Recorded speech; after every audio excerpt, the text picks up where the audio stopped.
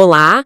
Hoje a gente vai explorar uma história, assim, intensa e cheia de reviravoltas, né? Com certeza. Aquela do bezerro de ouro, em Êxodo, marca bastante. Exato. A queda de Israel ali e, do outro lado, a intercessão do Moisés, que é, uau! É um contraste muito forte.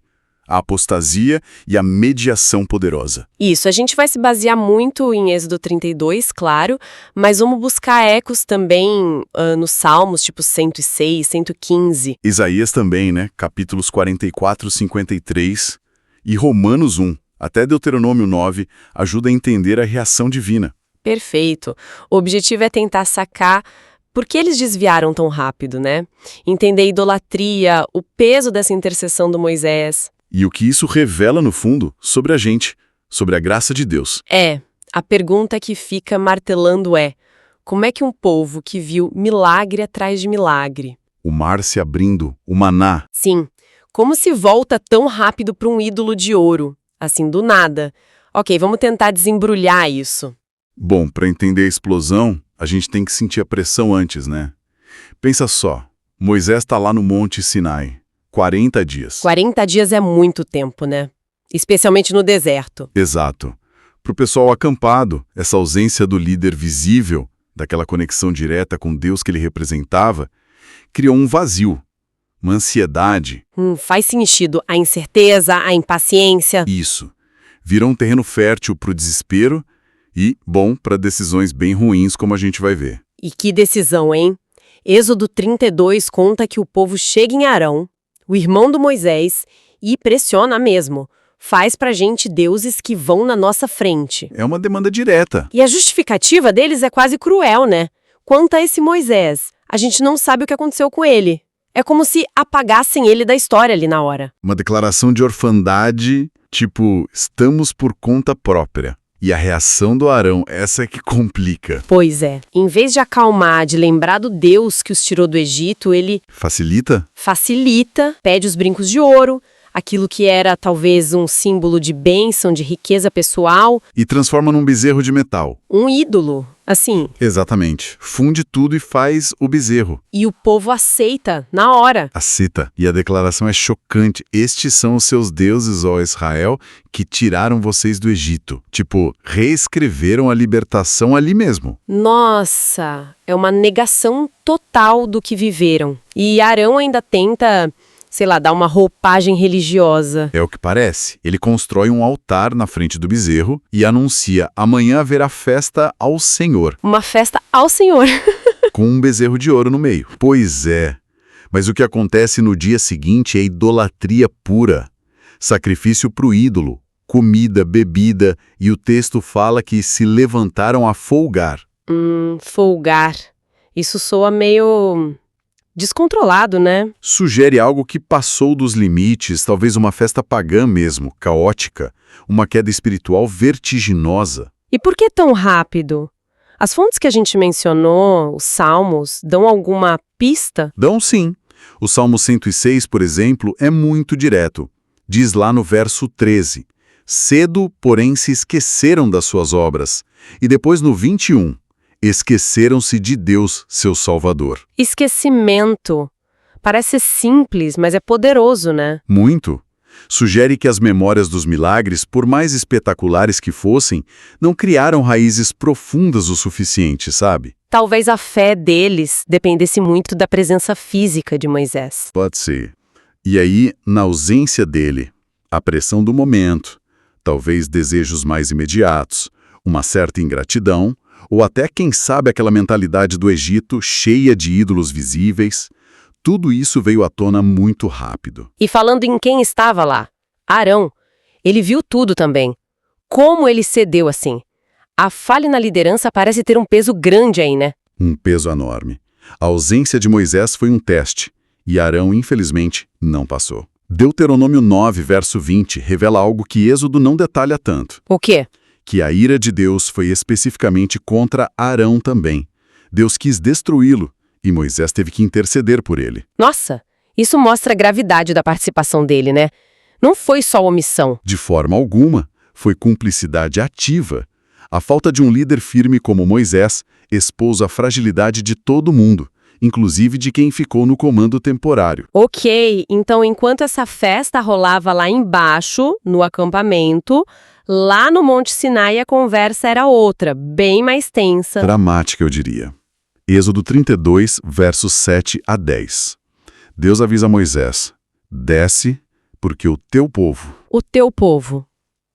Interessante essa forma de falar. Sim, como se Deus, na sua ira justa, se distanciasse deles naquele momento. Ele descreve a corrupção, o bezerro, a adoração e fala: é povo teimoso. Obstinado, né? E aí vem a proposta. Chocante. Chocante mesmo. Deus diz a Moisés basicamente: me deixa agora, minha ira vai destruir esse povo. E de você, Moisés, eu farei uma grande nação. Um reset total, começar tudo de novo, só com Moisés. É aqui que a coisa fica intensa, né? Exato. E a resposta de Moisés aqui é o que define o caráter dele, né?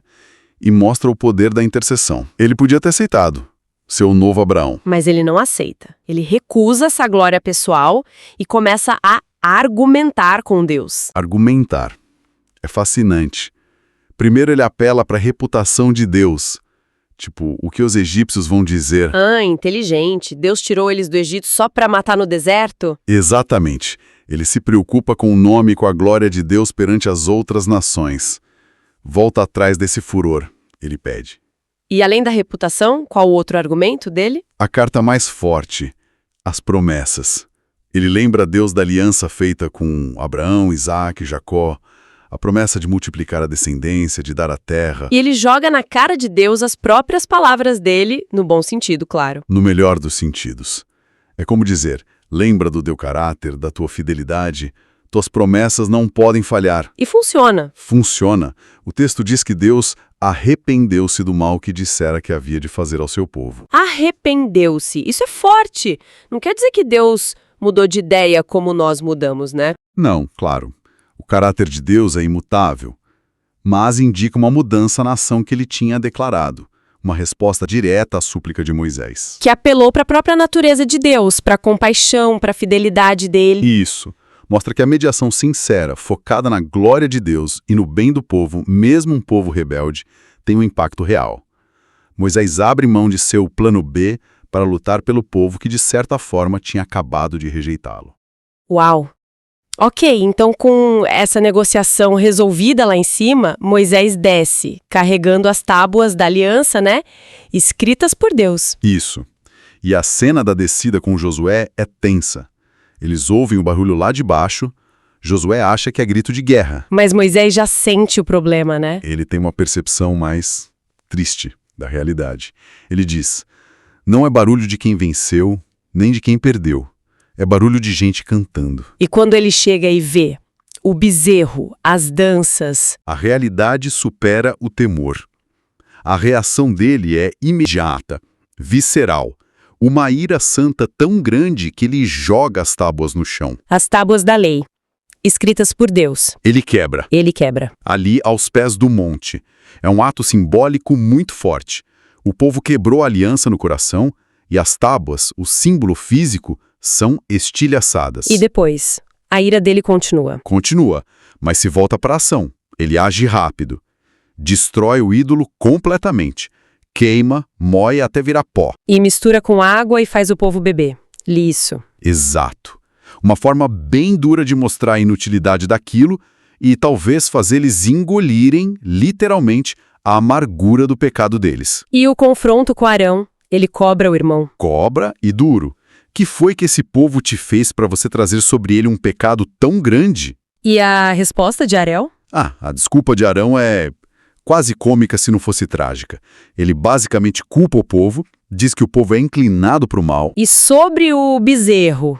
Ele diz algo como: eu joguei o ouro no fogo e saiu este bezerro. Saiu. Como se o bezerro tivesse vida própria. Exato. Uma tentativa clara de tirar o corpo fora, de se eximir da responsabilidade, que obviamente Moisés não compra. Vendo aquela bagunça toda, o povo fora de controle, Moisés precisa restaurar a ordem, né? Precisa. Ele se planta na entrada do acampamento e faz um chamado que divide as águas.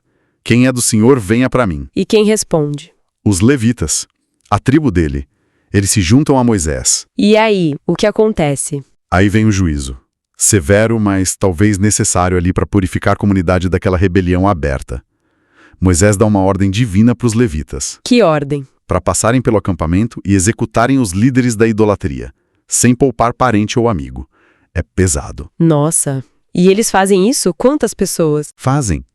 O texto diz que morreram cerca de 3.000 homens naquele dia. É um lembrete bem sombrio da seriedade da idolatria e da quebra da aliança para Deus. Pesado mesmo. Mas a história da intercessão de Moisés, ela não acaba aí, né? Não, tem um segundo momento. Tem. E é talvez ainda mais impressionante. No dia seguinte, depois de tudo isso, ele volta a falar com o povo. O que ele diz? Ele reconhece a gravidade, vocês cometeram um pecado terrível, mas aí ele mostra o coração de pastor. Agora eu vou subir ao Senhor, talvez eu consiga fazer propiciação pelo pecado de vocês. Mesmo depois do juízo, ele não desiste do povo. Ele vai interceder de novo? De novo! E essa segunda intercessão, essa é de arrepiar. Por quê? O que ele fala para Deus? Ele diz algo como: esse povo cometeu um pecado enorme. Fizeram deuses de ouro. Mas agora, por favor, perdoa o pecado deles. E aí vem a parte incrível. Se não, risca o meu nome do teu livro que escreveste. Espera aí. Riscar o nome dele do livro? Que livro é esse? Tipo, o livro da vida? Exatamente. O registro dos justos, dos que pertencem a Deus. Ele está se oferecendo para ser condenado, para ser apagado, em troca do perdão do povo. Ele está se oferecendo para morrer espiritualmente no lugar deles? É uma oferta de sacrifício substitutivo que, nossa, é quase impensável. Ele coloca a própria alma em jogo pelo povo. Isso é realmente marca demais. Ele não só pede perdão, ele se oferece para pagar o preço. Totalmente. E se a gente olhar para a figura maior das Escrituras, né? Ligando os pontos aqui, onde isso conecta, essa atitude do Moisés ecoa muito forte. Lembra de Isaías 53, sobre o servo sofredor? Ele tomou sobre si as nossas enfermidades, levou as nossas dores. Ah, claro. A ideia do substituto. Exato. O que a gente vê em Moisés é um vislumbre, raro no Antigo Testamento, do custo pessoal da mediação. Não é só representar legalmente, é uma disposição de quase compartilhar o destino de quem caiu. Entendi. E isso ajuda a gente a entender melhor a própria idolatria que causou tudo isso? Ajuda sim. O Salmo 115 descreve os ídolos de forma muito crua. Obras humanas, sem vida. Têm boca, mas não falam, olhos, mas não veem. E a conclusão desse salmo é forte, né? Arrepiante. Quem confia neles se torna semelhante a eles. A idolatria não só ofende a Deus, ela esvazia a gente por dentro. Torna a pessoa vazia como o próprio ídolo. E Isaías 44 também vai nessa linha, né? Ridiculariza a fabricação. O cara usa metade da madeira para se aquecer e cozinhar. E com a outra metade faz um deus para se curvar. Mostra a total irracionalidade daquilo. E Romanos 1, o que acrescenta? Romanos 1 vai na raiz. Paulo argumenta que a idolatria é uma troca deliberada. Trocar a glória do Deus verdadeiro e invisível por imagens de coisas criadas. Homens, aves, bichos. Isso. E essa troca da verdade pela mentira, de adorar a criatura em vez do Criador, Paulo diz que não é só um erro de teologia. Isso leva à degradação do pensamento e do comportamento. Então, olhando para a rapidez com que Israel caiu ali com o bezerro, Romanos 1 sugere que não foi só esquecimento. Sugere que foi essa troca fundamental. Trocar a verdade que eles tinham acabado de experimentar o poder invisível de Deus pela mentira de um ídolo visível que eles achavam que podiam controlar, talvez. E a velocidade da queda mostra como essa decadência da verdade pode ser rápida. Exato. Especialmente quando o desejo por algo imediato, visível, palpável, fala mais alto que a fé no invisível. Uau! Então tá. O que a gente tira disso tudo? Resumindo a história. Bom, essa história do bezerro de ouro funciona quase como um espelho, né? Um espelho. Como assim? Reflete a nossa própria fragilidade, A rapidez com que a gente pode esquecer as coisas boas, as bênçãos, e buscar segurança em outros bezerros. Sejam eles quais forem. Exato. Mostra a inutilidade total desses ídolos. Mas, por outro lado, a gente vê o poder imenso de uma intercessão que nasce do amor, da identificação com quem errou, como a de Moisés. E fica clara aquela tensão, né? Entre a justiça de Deus, que não ignora o pecado, E a misericórdia dele, que busca um caminho para o perdão, que responde a um mediador. exato. As lições ficam, né? O perigo constante de esquecer as coisas espirituais, da ingratidão. Isso é muito atual. Muito.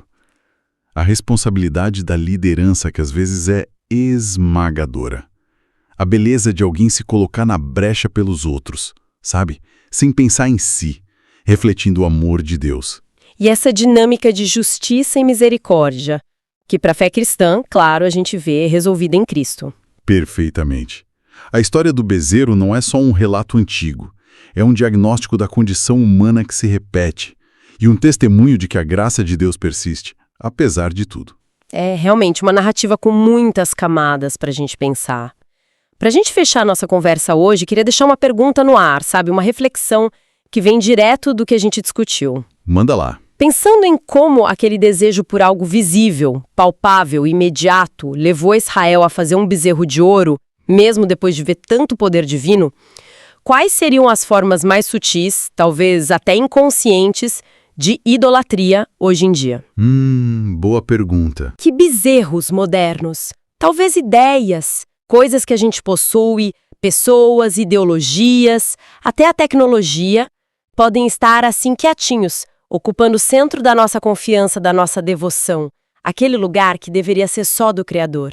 É algo para se pensar mesmo? O que rouba o lugar central? Fica aí a reflexão para quem nos ouve. Inscreva-se em nosso canal. Se você gostou deste conteúdo, compartilhe com outras pessoas. Inscreva-se agora e fique por dentro das últimas novidades.